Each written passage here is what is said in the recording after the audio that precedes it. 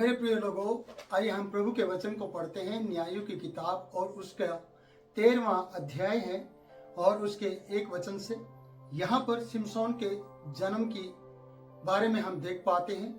और इजरायलियों ने फिर से यहोवा की दृष्टि में बुरा किया, इसलिए यहोवा ने उनको फिलिस्तियों के वश में 40 वर्ष के लिए रखा। प्रियो, ऐसी न्यायों की किताब में हम बहुत सी बातों को देखते हैं। कहीं पर उसने 20 साल तक और कहीं पर 40 साल तक, कहीं पर 18 साल तक दूसरे शत्रु के अधीन करके रखा। कारण एक ही था कि उन्होंने यहोवा की दृष्टि में बुरा किया था। आज भी हम इस अध्याय 13 को देखते हैं कि यहाँ पर इजरायलियों ने फिर से परमेश्वर की दृष्टि में बुरा किया है और परमेश्वर ने इन लोगों को फिलिस्तियों के वश में 40 वर्ष के लिए रख दिया है। आइए हम आगे पढ़ते हैं। दानियों के कुल का एक सोरावासी मनोह नामक एक पुरुष था, जिसकी पत्नी बांझ थी या बांझ होने के कारण उसको कोई पुत्र ना था। वो बांझ थी, उसको कोई पुत्र नहीं था। और ये एक पुरुष की पत्नी जिसका नाम मनोह है। इस स्त्री को यहोवा के दूत ने दर्शन देकर कहा, सुन, बांझ होने के कारण तेरा बच्चा नहीं, परंतु अब तू गर्भवती होगी और तेरा बेटा होगा। देखिए, 40 साल की गुलामी और 40 साल की गुलामी के बीच में परमेश्वर ने एक ऐसी स्त्री को चुना है जो बांझ है, जिसको कोई बच्चा नहीं है, और एक ऐसे पुरुष को चुना है जिसका नाम मनोह है। प्रियो, यहाँ पर हम ये देखते हैं कि परमेश्वर फिर भी भला है। जब हम परमेश्वर की दुहाई देते हैं, परमेश्वर से प्रार्थना करते हैं, पश्चाताप करते हैं, फिर से परमेश्वर एक नया जीवन और नई जिंदगी हमें दे देता है। तो इसलिए परमेश्वर कोई प्रावधान देता है हमारे लिए, कोई ऐसा रास्ता निकालता है जिसके कारण से फिर से उसके लोगों को छुटकारा मिल सके। और वो अपने ही व्यक्तियों के बीच में से ऐसा व्यक्ति ढूंढता है, जैसे कि हम गिदोन को देखते हैं कि गिदोन छुपकर दाखरस के कुंड में गेहूं झाड़ रहा था ताकि वो अपने परिवार को बचाए रखे और अपनी गेहूं को बचाए रखे उन मैदानियों से।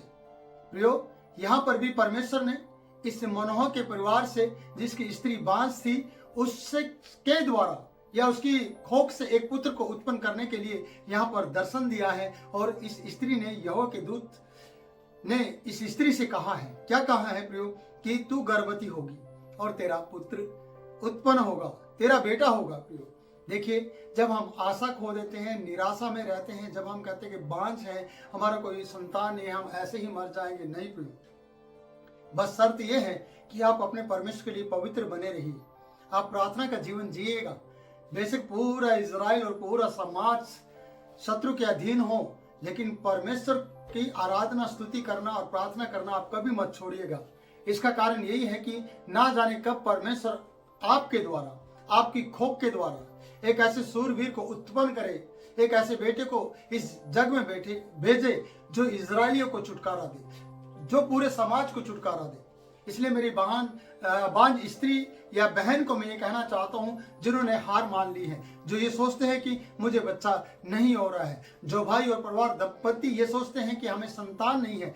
प्रियो, आप परमेश्वर के लिए और यीशु मसीह के नाम में और यीशु के लिए पवित्र आत्मा की सहायता से वफादारी का जीवन जिए, प्रार्थना का जीवन जिए।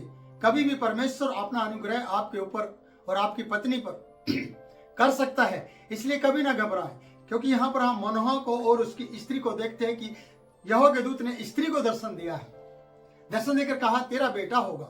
और परमेश्वर की एक योजना है उस बेटे के प्रति कि वो इजरायलियों को फिलिस्तीनियों से छुटकारा दे और फिलिस्तीनियों को छुड़ाने में उसका हाथ हो, और वो सूरवीर होगा, वो ताकतवर होगा। उस जैसा कोई पुत्र इस संसार में देखने को नहीं मिलेगा। प्रियो, जो बांझ थी, जिसने दुनिया के ताने माने सुने थे, जिसने दुनिया की बहुत सी ऐसी बातें सुनी थी, आज उसके ऊपर परमेश्वर के दूत का द्वारा एक दर्शन मिला है और परमेश्वर का अनुग्रह इस बेटी के ऊपर आया है। वही अनुग्रह मेरी बहन, मेरी बेटी, आपके ऊपर भी आ सकता है। मेरे भाई, वो अनुग्रह आपके ऊपर भी आ सकता है। इसलिए बांझ होने के कारण निराश ना हो, बल्कि पवित्र रहो और प्रार्थना करो। और प्रार्थना इसलिए करो, ना जाने परमेश्वर कब आपको, आपके परिवार को और आपका जो वंश नहीं है उसको पैदा करके अपने काम के लिए कब उपयोग में ला सके या इस्तेमाल कर सके या उपयोगी बना सके। यह परमेश्वर का काम है, यह आपका और हमारा काम नहीं है। हमारा काम है परमेश्वर के लिए जीना, हमारा काम है परमेश्वर का काम करना। हमारा काम है कि हम उस पर भरोसा करें और परमेश्वर अपने काम को आपके द्वारा और आपके परिवार और आपके वंश के द्वारा करे। ये परमेश्वर का काम है। इसलिए इजरायलियों ने बुरा किया था। इजरायली पापी लोग बने हुए थे। इजरायली बार बार पाप करके अधीनता में चले जाते हैं शत्रु की, और परमेश्वर ऐसा उनके लिए करता है। अगर आप अधीनता में रहने के बाद भी परमेश्वर के साथ अपने जीवन जी रहे हैं, दुख उठा रहे हैं, कष्ट उठा रहे हैं और प्रार्थना कर रहे हैं और प्रार्थना का जीवन जी रहे हैं, तो याद रखना परमेश्वर भूला नहीं है। परमेश्वर ने आपको छोड़ा नहीं है। परमेश्वर ने सिखाने के लिए आपको किसी और के अधीन किया है, दुख दिया है इसलिए थोड़े समय के लिए कि आपको फिर से वो अपनी महिमा दिखाए। इसलिए इस बेटी के द्वारा वो अपनी महिमा लेना चाहता है, इसके पुत्र के द्वारा वो अपनी महिमा लेना चाहता है। यहाँ पर हम देखते हैं, तू गर्भवती होगी, तेरा बेटा होगा। इसलिए अब सावधान रहे कि ना तो तू दाखमधु या और किसी भांति की मदिरा पिए और ना कोई अशुद्ध वस्तु खाए। यहाँ पर इस स्त्री के लिए फिर से परमेश्वर ने कहा, इससे पहले से पता नहीं था कि ये शायद ये चीजें इस्तेमाल करती हूँ, पर उस पुत्र के लिए कोई भी अशुद्ध वस्तु ये अपने जीवन में ना ले। पहली बात है कि सावधान रहना है इस स्त्री को, जिसको परमेश्वर के दूत ने दर्शन दिया है। इसको क्या करना है कि दाख मधु नहीं लेना है अपनी जिंदगी में। इन चीजों को जो आपके देह प्राण को अशुद्ध करे या परमेश्वर की नजर में ठीक नहीं है वो बात, उसको आपको लेना नहीं है। इसलिए इस बेटी से कहा, ना दाख मधु ना किसी भांति की मदिरा पीना है, नशा नहीं करना है, क्योंकि तेरे अंदर जो पैदा परमेश्वर करेगा या परमेश्वर जो आशीष तेरे अंदर डालेगा, तेरे गर्भ को जो फल देने वाला है, उसको पवित्र रखना है और ये चीजें उसको अशुद्ध ना कर दे। इसलिए तुझे भी इन चीजों का परहेज करना होगा, तुझे भी इन चीजों से दूर रहना होगा और इन चीजों को अवॉइड करना होगा। ये क्या है? पहले है दाखमधु, दूसरा है मदिरा और तीसरा है अशुद्ध वस्तु। कोई भी अशुद्ध वस्तु ना खाए। प्रियो, बहुत सी चीजों के लिए हमें समर्पण में आना पड़ता है। अगर इजरायली परमेश्वर के लिए समर्पण में रहे तो कभी भी किसी और की अधीनता में नहीं जाएंगे, कभी भी कोई शत्रु इन पर हमला नहीं कर सकता है, क्योंकि इजरायलियों को परमेश्वर के लिए पवित्र रहना बहुत जरूरी है, क्योंकि परमेश्वर ने इनको चुना है। पूरी संसार की जातियों में से सिर्फ इजरायलियों को अपने लिए चुना है। पर इजरायली हमेशा परमेश्वर को रिश्त दिलाते हैं और बाद में दुहाई देते, पुकारते हैं और छुटकारा चाहते हैं। प्रियो, आप इन वीडियो के द्वारा ये सोचेगा कि परमेश्वर के वचन के द्वारा हमें शिक्षा मिलती है कि हम आगे के लिए कभी भी परमेश्वर की नजर में उसका विरोध ना करें, ना उसको अपने शत्रु बनाए, बल्कि हम उसके बेटा बेटी बने और उसके मित्र बने। इसलिए इस स्त्री के लिए कमांड किया गया है, अगर तुझे पुत्र जन्ना है और जो पुत्र की आशीष तुझे मिलने वाली है उसके लिए तुझे समर्पण करना है। तू अशुद्ध वस्तु नहीं लेगी, नहीं खाएगी, ना मदिरा पिएगी, ना दाख मधु पिएगी। ये सब बातें उसको कही गई। प्रियो, ये 1 से लेकर 4 पद तक हमने देखा। मैं अगला पद भी आपको बताना चाहता हूं, क्योंकि तू गर्भवती होगी। कारण है कि तू गर्भवती होगी।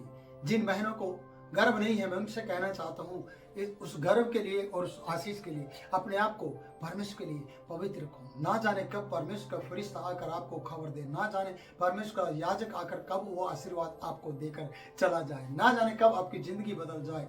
इसलिए हमेशा समय और असमय आपको तैयार रहने की जरूरत है। इसलिए जितना आप तैयार रहेंगे उतना परमेश्वर आपकी सुधि लेगा।